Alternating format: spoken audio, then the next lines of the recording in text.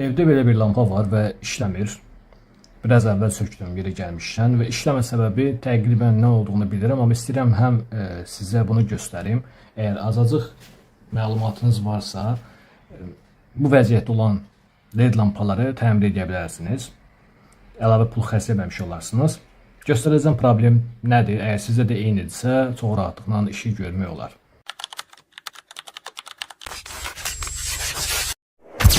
Arxasını çeviririk. Burada balaca bir hissə var.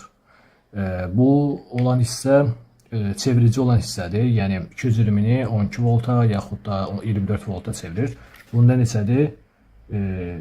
DC 24-32. Hə, 24-32 arasıdır. Yaxınlaşdırım göstərib. Açacaq bu hissəni. Ehtiyatlı olaq qırmayaq, çünki sonra istifadə edəcəyik. Çox bahalı bir şey deyil. Bəzilərində çox böyük olur. Amma bunda çox ucuz bir şey olduğu üçün içinə belə bir adaptörün içinə bənzər bir şey qoyublar. Yaxınlaşdırım. Görə bilirsiniz yəqin ki. Burada problem nə ola bilər? Çox bir şey yoxdur. Bir ədəd tranzistor, bir ədəd transformator kiçik ferrit deyilir, daha doğrusu ferrit var. Burada bir dənə mikrosxemə bənzər bir şey var, amma böyük ehtimal mikrosxem deyil. Nədir bu? Dioddur böyük ehtimal burada. Və kondensator.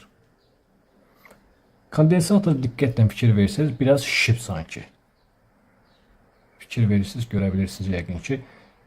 Kondensator şişibsə, böyük ehtimal kondensatorda problem var. Çünki bütün sistemi nizamlayan bu kondensatordur. Və kondensatorda problem olanda adətən bu işığın xarab olma prosesiniz olur. Yəni görsəniz gözünüzdə canlansın deyə deyirəm. Başlayır yavaş-yavaş ona bizim Azərbaycanda marqatlamaq deyirlər. Yavaş-yavaş sönüb yanmağa və işığı azalmağa başlayır və birdən yanmır. Yəni heç bir partlayış səsi eşidilir. Bəzən də partlayış səsi eşidilə bilir, amma çox vaxt eşidilmir. Bu kondensator yavaş-yavaş sıradan çıxır. İndi bu kondensatoru dəyişdirəcəyik və görün məndə 4.7 400 volt.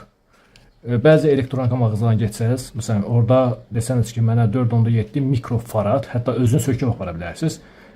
Bundan verin deyin, verəcəklər. Bunu necə dəyişdirəcək? Çox sadə bir şeydir təbii ki. Bu paylıqı xatırlayanlar var. Bax, əgər bu paylıqı xatırlayan yoxdursa, ümumiyyətlə nə olduğunu bilən yoxdursa, bu paylıqla bağlı bir video var və o videonun linkini filan buralara bir yerə qoyaram. Yuxarı sağda çıxacaq böyük ehtimal, gedib baxarsınız necə bir şeydir, necə istifadə olunur, məlumat almış olarsınız. Yaxşıdır bu arada, yeri gəlmişkən deyə mən çoxdan istifadə edirəm. Başlayaq sökməyə. Yeri gəlmişkən videolar biraz qaranlıq və səsi o qədər də yaxşı olmaya bilər. Bu səbəbdən bütün izləyicilərdən üzr istəyirəm. Hələ ki, işıq və mikrofon problemini tam olaraq həll eləmiş deyiləm. Xüsusilə işıq problemini. Belə işlərdən görəndə işıq çox vacibdir və siz də hər şey aydın görün istəyirəm. Amma hələ ki, bununla yola verəcəyik. Bacardığım qədər səliqəli çıxartmağa çalışdım ki, yerini zədələməyim. Vəziyyətin necə olduğunu görə bilirsiniz yəqin ki.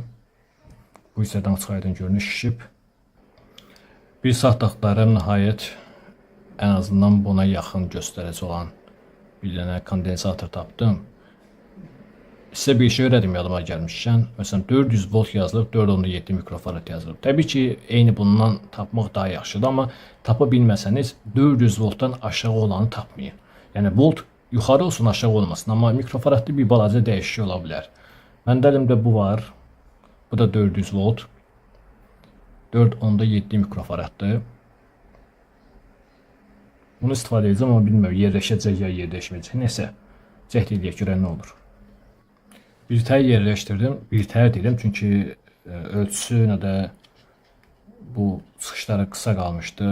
Birtəhər qalayla filan tutuşturmaya çalışdım. Amma ya bərk olub, yəni tərpənmir. İndi yerləşdirək, bir yoxlayaq. Yəni maksimum partlayacaq. Partlasa da heç nə. Demək ki, əlimizdən bir iş gəlmir. Partlamasa yox, işləsə demək vəziyyət yaxşıdır. Amma yenə də siz eynisini alıb qoysanız daha yaxşı olur. Mən bunu topladım gəldim. Yığdım, bağladım.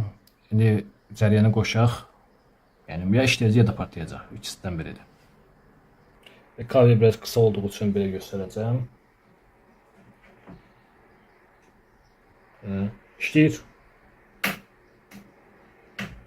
Demək ki, belə sadə bir problem üçün əlavə pul xərcləmə ehtiyacı yoxdur.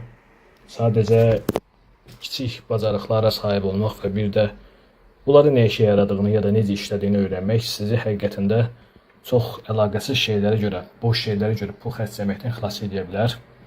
Ona görə də yavaş-yavaş öyrənin. Öyrənə bilmirsinizsə, əgər ən azından yəni o demək deyil ki, mütləq şəkildə belə 220 volt işləyən bir şey başlayasınız öyrənməyə. Minimum səviyyədə başlayın, yavaş-yavaş öyrənirsiniz də. Mən də burada sizə öyrətmək üçün varam, bacardığım qədər nə bilirəmsə sizə ötürəcəm. Çünki mən də belə videolara baxa-baxa öyrənmişəm. Özümdən kəşf eləmirəm. Hələlik yoldaşlar, sağ olun.